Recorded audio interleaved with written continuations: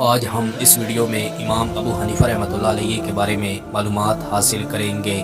آپ کا اصل نام نعمان بن ثابت تھا، کنیت ابو حنیفہ اور لقب امام اعظم تھا۔ آپ کے کسی بیٹے یا بیٹی کا نام حنیفہ نہیں تھا، بلکہ قرآن مجید میں دین حنیف کے ریلیشن میں آپ نے اپنی کنیت ابو حنیفہ رکھی۔ آپ کوفہ کے رہنے والے تھے، جو عراق کا کیپٹل تھا۔ آپ کی پیدائش 80 ہجری میں ہوئی۔ یہ عرب نہیں تھے بلکہ عجم تھے۔ آپ کے والد بہت بڑے تاجر تھے۔ جس وقت آپ کی پیدائش ہوئی، عبد الملک بن مروان خلیفہ تھا۔ بنو امیہ کا دور تھا۔ عراق میں اس وقت گورنر حجاج بن یوسف تھا۔ اس کا انتقال 95 ہجری میں ہوا۔ آپ کی عمر اس وقت 15 سال تھی۔ اس وقت علمی ڈیبیٹس بہت زیادہ ہوتی تھی اور آپ بہت غور و فکر کرتے تھے۔ آپ نے علم کلام پڑھنا شروع کیا۔ امام شعبی بہت بڑے مناظر تھے، ان کی مجلس میں جاتے تھے۔ پھر بڑے عالم بنے اور علمی ڈیبیٹ کے لیے بصرہ کئی بار گئے۔ 6 سال تک آپ رحمۃ اللہ علیہ یہ کرتے رہے۔ پھر آپ بہت بڑے عالم حماد کے پاس آ گئے۔ 18 سال تک آپ رحمۃ اللہ علیہ حماد کے درس میں رہے۔ حماد سفر میں کہیں جاتے تو آپ کو فرماتے کہ کلاس آپ پڑھاتے رہیں اور حماد کے پاس ہی رہے۔ 120 میں حماد کا انتقال ہوا۔ ان کے بعد ان کے بیٹے آئے، مگر ان کی ادب میں دلچسپی تھی۔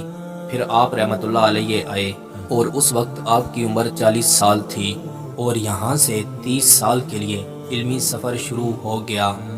آپ رحمۃ اللہ علیہ کو اہل بیت سے بے حد محبت تھی۔ اہل بیت میں سے جب بھی کوئی کھڑا ہو جاتا تو اس کا ساتھ دیتے تھے۔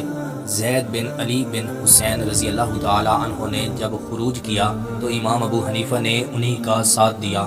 آگے جب مروان خلیفہ بنا تو اس نے آپ کو وزیر خزانہ کا آفر کیا، مگر آپ نے صاف صاف انکار کر دیا۔ آپ نے کہا کہ اگر آپ مجھے مسجد کا ستون گرانے کو بھی کہیں گے پھر بھی میں آپ کو صاف صاف انکار کروں گا۔ اور پھر ان کو جیل میں ڈال دیا گیا، قید کیا گیا، اور جب ان کو چھوڑا تو یہ کوفہ سے مکہ آ گئے۔ جب تک عباسی حکومت نہیں آئی آپ مکہ میں ہی رہے۔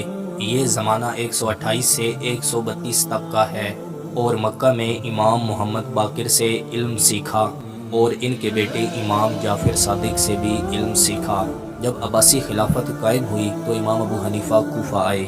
امام ابو حنیفہ نے بنو عباس کا ساتھ دیا، کیونکہ حضرت علی رضی اللہ تعالی عنہ کی اولاد نے انہی کا ساتھ دیا۔ بنو عباس نے آتے ہی غیر شرعی کام شروع کر دیے، چھوٹے چھوٹے بچوں کو بھی قتل کرنا شروع کر دیا، اور پھر بنو عباس سے بھی بدظن ہو گئے، اور پھر آپ کی ہمدردیاں علوی خاندان کی طرف ہونے لگی۔